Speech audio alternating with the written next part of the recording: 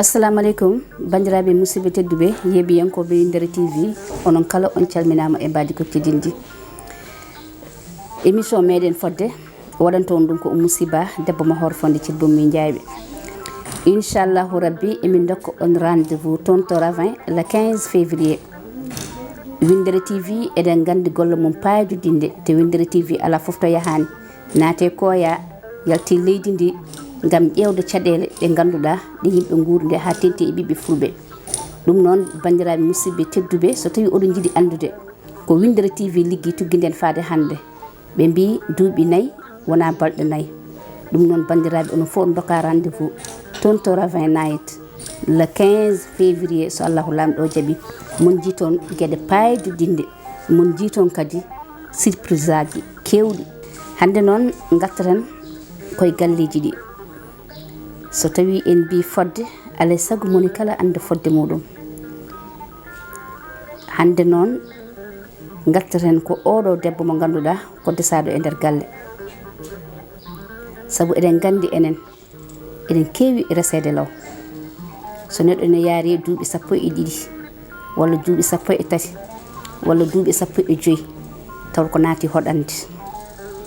on saha so tawi a dambitima e reedu sa rentaki ani ɓiye on keccodirta no feewi so tawi aɗa yaari e duuɓi 50 ɓiye ene yaari e duuɓi 15 so tawi ko ɓiɗɗo gorko o so tawi ko ɓiɗɗo debbo o bandam en eɗen gandi jaaten koye kattanɗe Allah saabu saha aɗa wonde e joom galle ma istida e muɗum ɓiɓɓe taton 4 joyo Allah waɗa haajande muɗum gorko sanko woppo debbo en hepto debbo en hepto gorko joni noon aɗa yaari e duuɓi 35 walla aɗa yaari e duuɓi 40 walla 45 on saha taw ko ɓiɗɗo debbo a fiɗa resama ha jibini so tawi ko ɓiɗɗo gorko so dañi duuɓi 25 ene heewi kañum ne nadde hoɗande daña debbo muɗum jibina on saha taw an suko debbo walla an suko gorko yumma ene yaari e duuɓi 35 walla ene yaari duuɓi 40 eɗen gandi on ko suko wona mawɗo hay so tawi no ɓurino ɗon ni so tawi ala gorko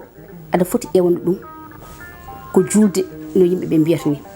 ala ko haal noon jaari e duuɓi 35 walla duuɓi 40 mbiya noon ɓaade tan bamma yalti aduna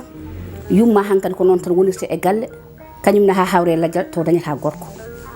bandam en garten hakkillaji men no feewi neɗɗo ene foti andude ko diine mum jaaɓi e ko jaɓani te ene eɗen gandi diine men ne jaaɓi hay so tawi yumma ala gorko aɗa foti rokkude ɗum gorko diine men ne jaaɓi ɗum kadi won hen sukaɓe ene boninedi won hen sukaɓe pilani paamani ganda ko yahate ko saabu an ya dañ duuɓi 25 ndesa debbo gonda e joom suudu ma mbiya yumma gonɗo e galle he ene yaari e duuɓi 35 walla ene yaari e duuɓi 40 mbiya resatake wonko ɓuri ɗum bonde ɓuri bonde kay ko yumma ne yaha waɗaya ko boni walla yumma ene wona e nder galle woɓɓe ne ngara en taw ɗum ɗon ɗum kay ɓuri bonde ɗum ɓuri hersinade kono yumma dañca gorko ɗum kay wona gacce saha kadi adi no waye e rewɓe ni noon wayi e worɓe kono won rewɓe hande ɓe ganduɗa ene guuri tan e galleji mumen ene guurde e ɓesguji mumen kono beltaki pewnitaki saabu dañani sagoji mumen kadi ɗum ene taga debbo 4 walla sa yi cikara ene yaari duuɓi 100 taw yahan taw hay nokku holko saabi ɗum par ce que ko fonno timmitande ɗum ko ɗum an caɗiɗa woni an debbo o walla woni an gorko o so tawi ko ɓiɗɗo debbo wiya enene an min mi resama hami jibini kan daña gorko joni to ndesama ɗo wiyata ko yumma ne jogui gorko ɓuri bonde kay wiyde yumma nane fijoya walla yumma nane waɗa ko boni walla aha nene min wax dëgg yàlla mi dañi debbo debbom jibini mbaɗa wonde guiƴiraɓam joni sa dañi ɗo henno gorko ma guiƴiraɓe tooña walla jano kam wiya a dañi gorko ɓuri bonde kay ko joddoɗa e fedde ma walla joddoɗa e guiƴen wiya yumma rewi ɗo walla yumma yaadata koye ɓeeɗo walla waɗata ko ni walla wattata ko ni mbar ko ɗum ɓuri hessinade kono yumma daña gorko suuro hen daña ko rewri Allah mbiɗa sikki ɗum haydara bonani hen sukaɓe yoɓe gandu koye mabɓe to suka ene foti andude tan ene foti tottude yummum gueɗal ha timma rokka ɗum respect saabu ɗum ɗo koye bonnedagal jeeya kadi yumma saaha aɗa jaɓa taw jaɓirta tan ko ala no mbaɗɗa gorko ara e galle taw feñirta yumma feñirtako hankkandi so tawi yumma defi bottare aɗa ƴeewa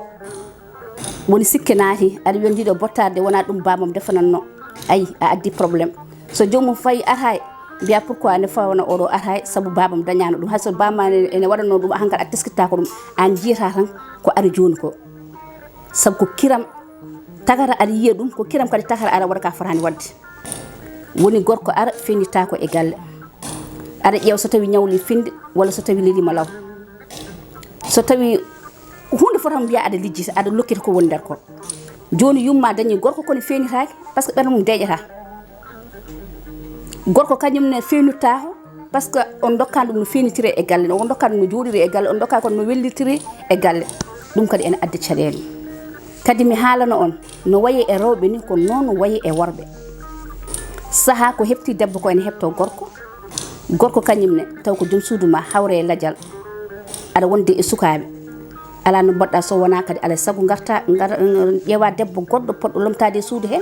saaha kadi aɗa seere e joom suudu ma kañum li he resi e banggue goɗɗo annen aɗa wonde e ɓesgu ma alay saago kadi daña denanɗoma ɓesgu ma daña kadi mo gurduɗa emo dewruɗa Allah sukaɓe ɓen ɗo kañum ne calo mbiya ala ɗum watta ɗo hen bandiraɓe musidɓe tedduɓe no mbimi ni tan saaha ene kepto debbo o ene hepto gorko kono inchallahu rabbi min gartu hen e yewtere wonde so Allahu lamɗo o jaaɓi ɗum noon Allah jarama on jarama e jebgol moɗon e wadde on abonné wadde on partagé like ɗum noon on tottama rendez-vous e yewtere wonde Allah jarama on jarama